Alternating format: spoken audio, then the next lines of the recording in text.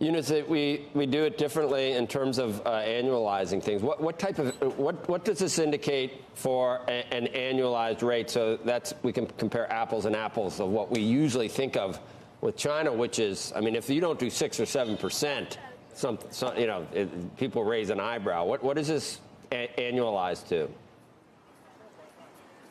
Well, Joe, it's interesting that you're talking about people raising their eyebrows. It's really striking how many economists have been raising their eyebrows about this particular set of numbers, more so than any other time.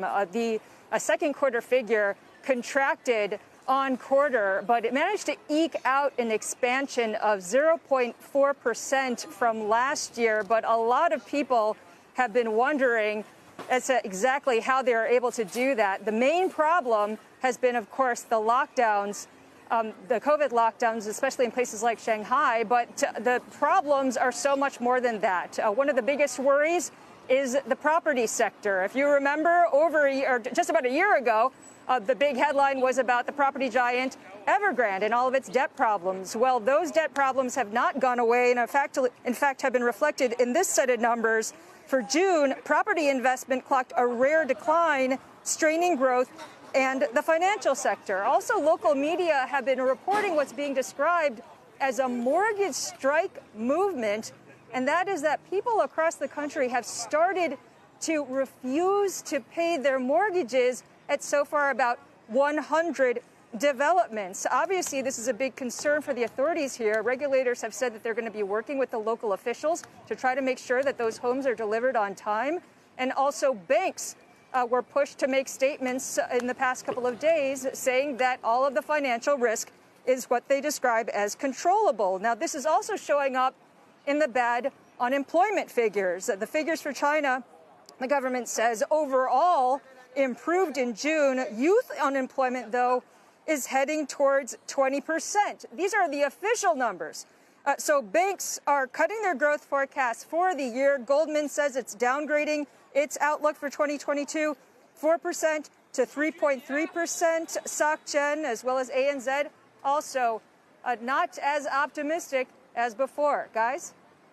Those are staggering numbers. And the GDP, the growth numbers are staggering, and that unemployment numbers. And you can't. That's rough. That's social stability. There got to be some serious questions, as we've seen in other countries when youth unemployment gets near there. Hey, Eunice, just out of curiosity, how has China been reacting? I mean, if they're shutting things down, do they give people checks like the United States was doing when it was doing lockdowns? How does that work? Well, right now for the authorities, in terms of the bigger picture of what they're trying to do, in terms of trying to stabilize the economy, one of the answers is behind me, and that is that they are building all sorts of infrastructure, which is also reflected in the numbers where the FAI was really the one that had the most meaningful growth. But in terms of individual people, I mean, the government keeps announcing new measures. They say that they have a 33-point plan to try to stabilize any of the potential issues that could come, either by giving out some sort of vouchers to people, especially those who've lost their jobs. Also, they're talking about tax breaks. But from when I've talked to a lot of different businesses, especially small and medium-sized businesses, who said tax breaks would be great if I had income. So the problem is if they're not making a lot of profits because of all these lockdowns, then the tax breaks aren't really very meaningful. Shepard Smith here. Thanks for watching CNBC on YouTube.